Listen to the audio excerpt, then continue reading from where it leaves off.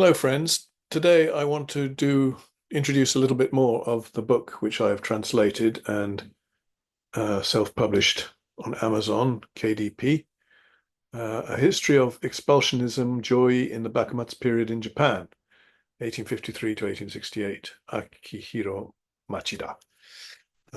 He's the author, I'm the translator, and this is the Japanese book which I translated. It's quite a small book, but comes out quite large in English.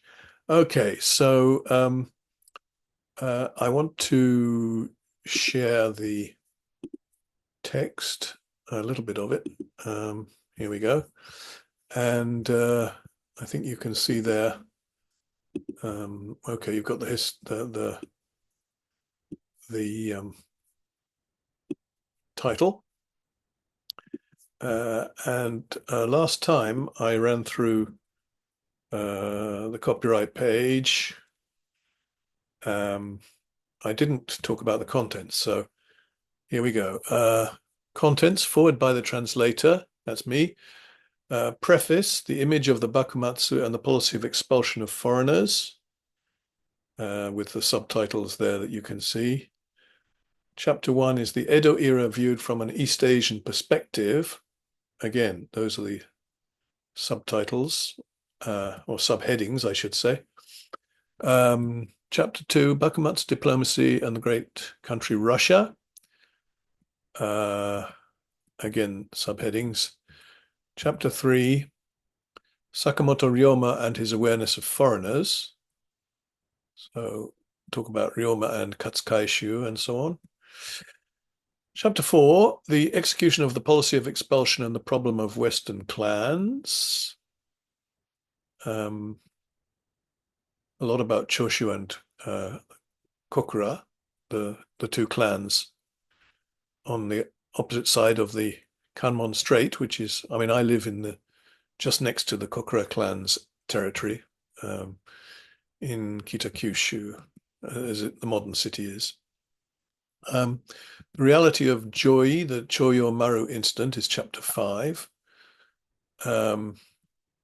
And chapter 6, the transformation of Joi and the invasion of East Asia.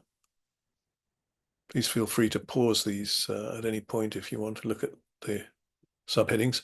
Bibliography, postscript, and postscript to the Kodansha pocketbook edition, which is the one I've just shown you, the small one. I went through the forward last time, so I won't repeat that.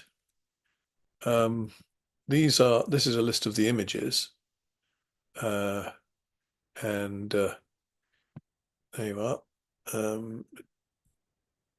After that, we've got the preface. The image of the Bakumatsu and the policy of expulsion of foreigners. Why is the Bakumatsu hard to understand? The Edo era, if we speak of it in a broad sense, was a period of 250 years in which peace and tranquility were celebrated. There was no great strife or discord which developed into a political problem. The culture was mature and considered from the viewpoint of world history, it was truly peaceful and saw a flowering of intellectual activity which made it a rare period indeed. However, in the last stage of the Edo era, called the Bakumatsu, the tranquil world was shattered all at once and unprecedented turmoil occurred. If we take the starting point of the Bakumatsu as the first coming of the US Commodore Matthew Calbraith Perry's black ships, the Kurofune, in 1853, Kaie 6, it was only 15 years until the start of the Meiji era in 1868, Meiji 1. The peaceful world, which had been painstakingly prepared, was destroyed in an instant. But on the other hand, Japan accomplished the modernization known as the Meiji Restoration, Meiji Ishin, and this was the starting point for Japan growing to rank with the leading nations of the world. What image springs to mind when you encounter the word Bakumatsu? First, let us proceed to summarize the common understanding found in textbooks. It is probably something along the following lines for most people. With the coming of Perry's black ships, the policy of Sakoku, literally chained country, i.e. isolation, was brought to an end. After that, under pressure from the first US Consul General Townsend Harris, 1804 to 1878, the Tokugawa Shogunate concluded commercial treaties without imperial sanction, which caused political strife between the shogunate and the imperial court. Naosuke, 1815 to 1860, the Tairo chief minister of the shogunate, was, for 2 years, 1858 to 1860, was backing Tokugawa Iemochi as the next shogun after Iesada, and he suppressed the opposition through the Ansei Purge, Ansei no Taigoku. But he was assassinated in the Sakuradamon incident, Sakuradamon Gai no Hen, on March the 24th, 1860. And there's the first image, which is also the book cover in the English for the English translation. Perry comes to Yokohama for the second time on March 8th, 1854. The result of this was that the authority of the imperial court increased remarkably, and the decline of the shogunate, Bakufu, became obvious to all. After that, between the Kobugattai faction, which united the court and the shogunate to protect the latter, and the Sonno Joi, revere the emperor, expel the barbarians faction, aiming to overthrow the shogunate on August 18th, there was the Seihen coup, August 18th, 1863, and the Kinmon incident in Kyoto, August 20th, 1864,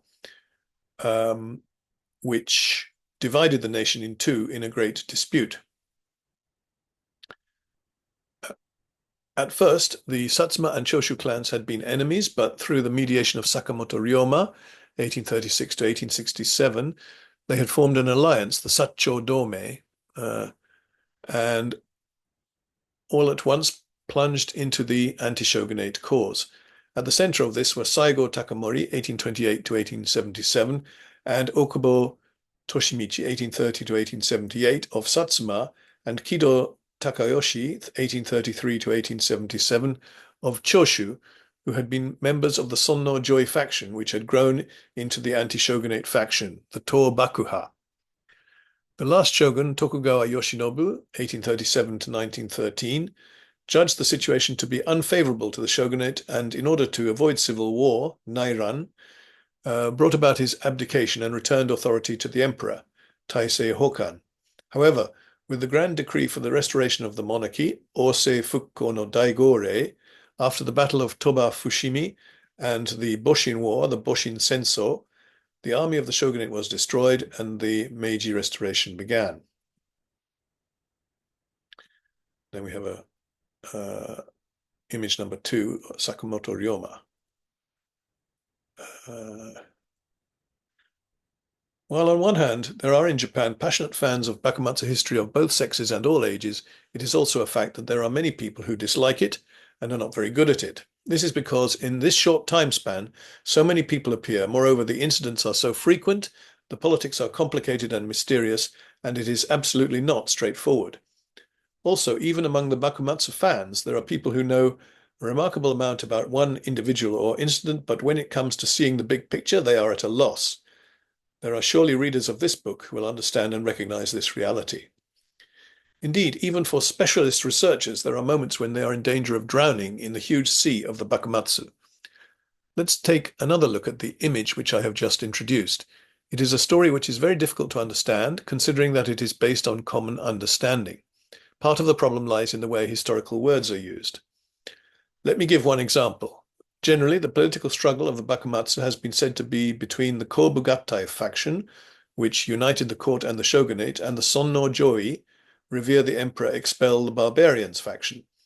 But does this schema really capture the true facts? Originally, the historical phrase Sonno Joi comprises Sonno, reverence for the emperor or court, while Joi is an external policy of driving out foreign enemies. These two quite different concepts are merged in one compound word comprising 4 kanji characters. Again, Kobugattai implies the political idea of reconciliation between the court and the shogunate with the aim of stabilizing domestic politics. In other words, Sonno, Joi, and Kobugattai are not concepts which are in conflict with each other. During the Bunkyu period, 1861 to 1864, which is the main focus of this book, all Japanese without exception revered the emperor and sought to expel the foreigners. The Satsuma clan was part of the faction in favor of opening the country, Kaikoku-ha, which approved of the commercial treaties and could be said to represent the Kobugatai faction in this period, but it nevertheless killed a foreigner in the Namamugi incident, Namamugi Jiken, of 1862. This is the most conspicuous example of Japanese as joi, expulsionism. Moreover, at this stage, it was only a very small minority of extreme Sonno patriots, shishi, who advocated the overthrow of the shogunate, Tobaku. Viewed in the light of these facts, it will be clear that the historical juxtaposition of Sonno joi versus Kobugatai is in fact impossible.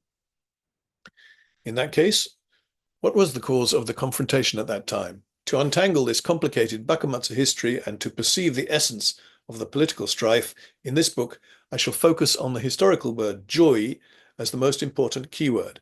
This is because the Bakumatsu was stimulated by joi and formed by it.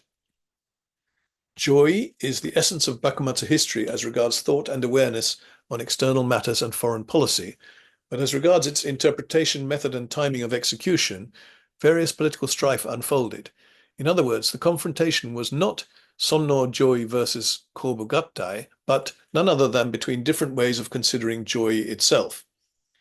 Our country was brought to the brink of civil war by different interpretations of joi.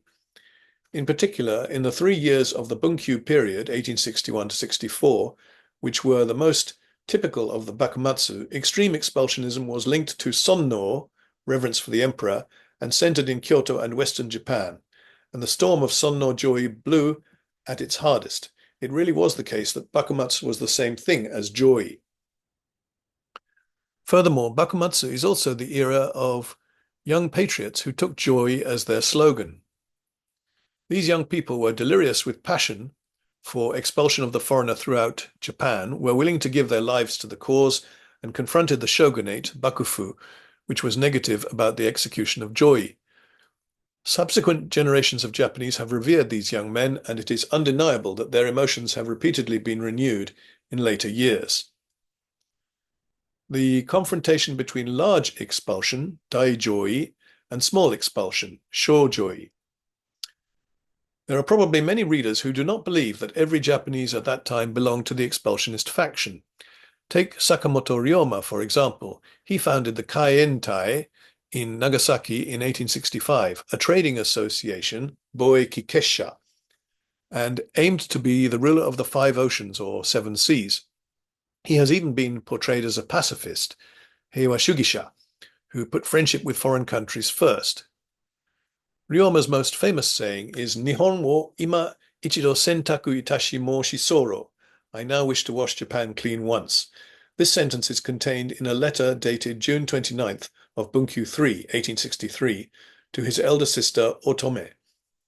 As the central figure in the alliance between Satsuma and Choshu, and a revolutionary who led the Meiji Restoration, these famous words served to bolster his reputation and link with a gallant image of him. It is seen as a noteworthy maxim. And now we have image number 3, which is part of a letter from Sakamoto Ryoma to his elder sister Otome, in which he states, I now wish to wash Japan clean once. And the next page is actually the full sheet of that letter, full page, which I obtained from Kyoto National Museum. Okay, moving on to the next page of text on page 10. However, in fact, Ryoma was respectful of the Choshu clan, which fought alone, striving to realize the expulsion of foreigners, joi, and sympathized when it was subject to counterattacks by foreign vessels. Seeing that the treacherous shogunate even organized repairs of foreign ships, Ryoma was angry with the shogunate, which he wrongly believed had caused Choshu to be attacked. His saying should be seen in this context. In fact, before that maxim is written, the Bakufu must all be killed. Ryoma's washing was without expelling the foreigners to clean out the treacherous insiders of the shogunate. In other words, Ryoma was also an expulsionist, and that feeling remained with him throughout his life.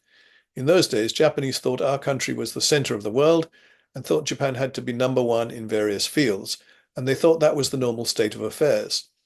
The superficial manifestation of this was indeed the expulsion of foreigners, known as joi.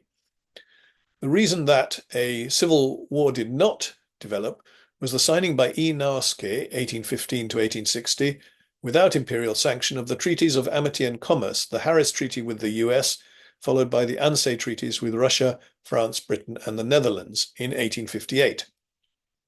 This policy appears at first sight to be an abandonment of Joi and part of the activity of the Kobugattai faction in favor of opening Japan. It seems to be a precursor of the modern trend to pacifism, but was this really the case? The interpretation of Joi at that time within Japan was divided into two. The main point of contention was the rights and wrongs of the treaties of amity and commerce, and the two camps were large expulsion and small expulsion. The words themselves were created and used at that time and are first found in the work of the Kokugaku scholar Okuni Takamasa, 1793 to 1871, of the Tsuano clan, who wrote Shinshin Koho Ron, published in 1867, KO3.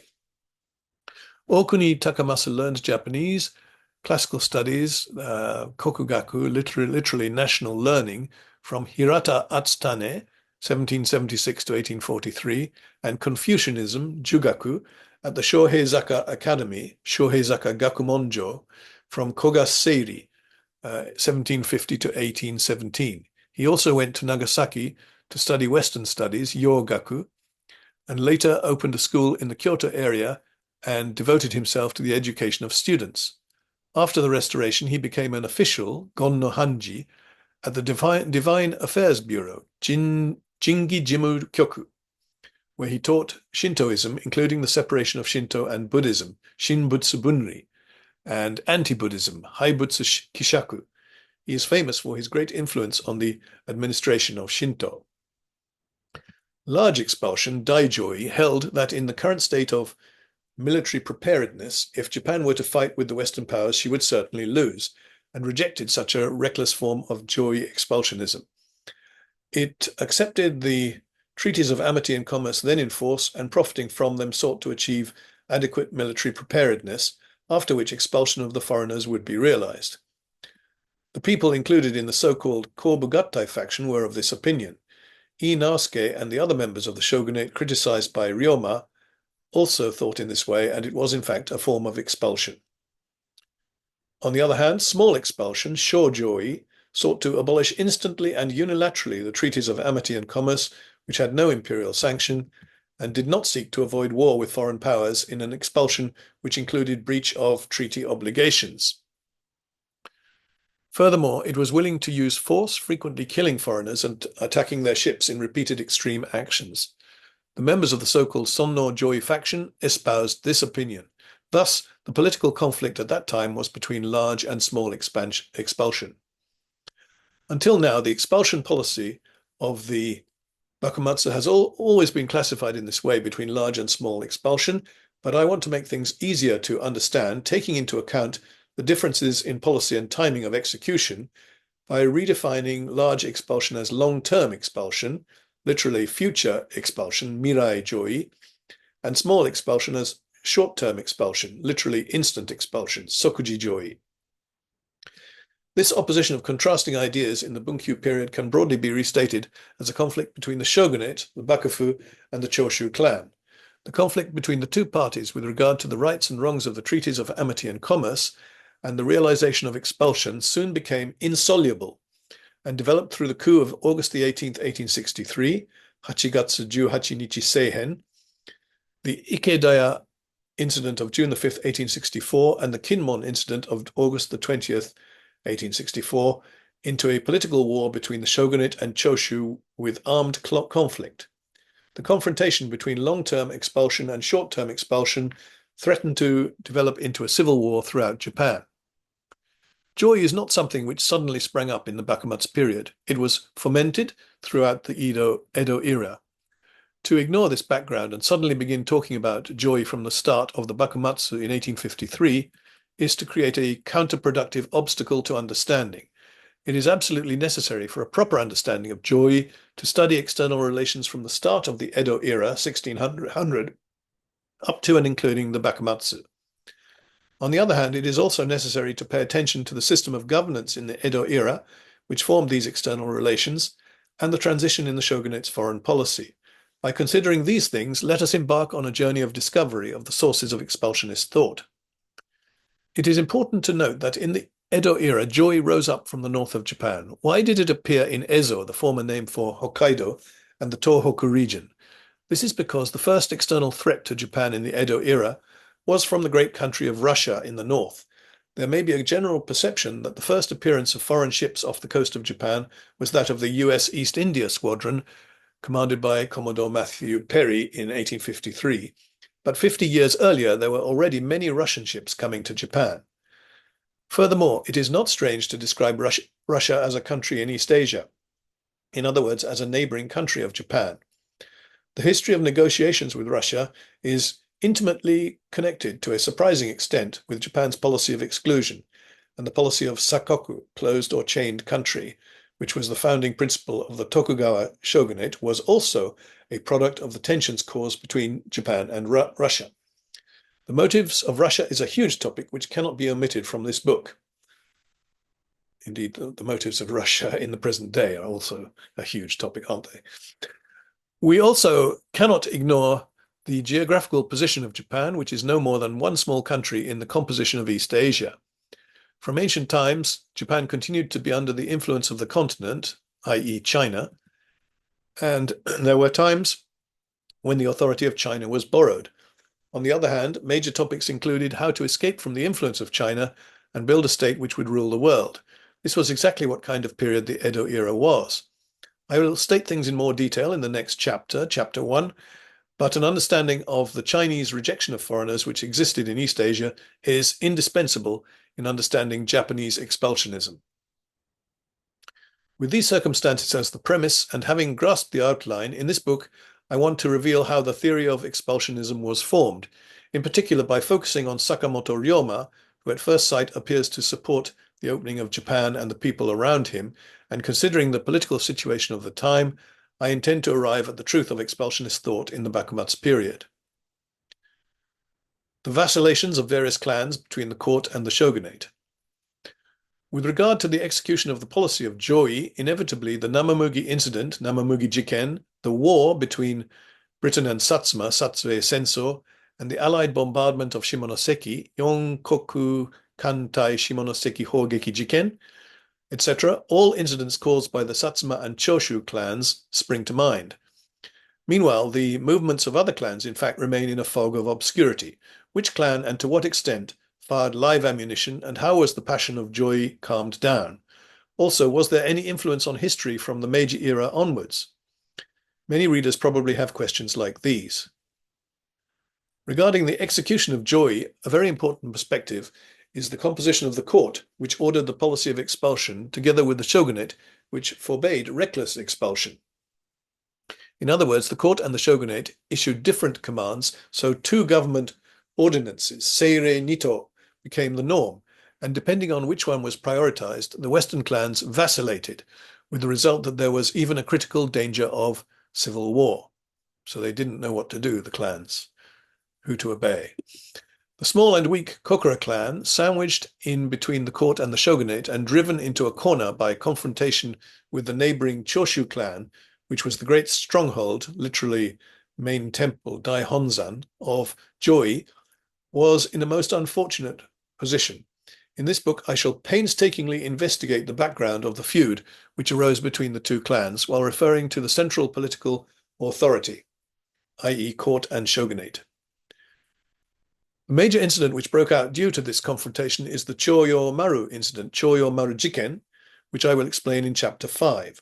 This incident, which has hardly been discussed until now, was brought about by the execution of Joi, which led to the brink of war between the Choshu and Kokura clans in the background and almost caused a civil war. It was a major historical incident. As the first military conflict between the shogunate and the Choshu clan, I intend to recount the details of this concealed major incident as if it were a documentary. Digging up the details of this kind of buried but important incident is absolutely the real pleasure of historical research. In this book, I want to approach a general investigation of the phenomenon of Joi from both theoretical and practical viewpoints with the aim of understanding Joi as a whole. It is a little different to most Bakumatsu books, and I will be happy if you will accompany me to the end. So will I indeed. This book is a bestseller in Japanese. This is the next chapter here, but I won't go on. That's enough for now. So thank you very much, and stop the share. I will stop the share now. It's already done quite a long time. So just I'll show the book one more time. Available on Amazon. That's the paperback. It's also available as a hardcover and Kindle book as well. Okay. So thank you for accompanying me in this reading of the preface. Thank you and bye. See you again soon.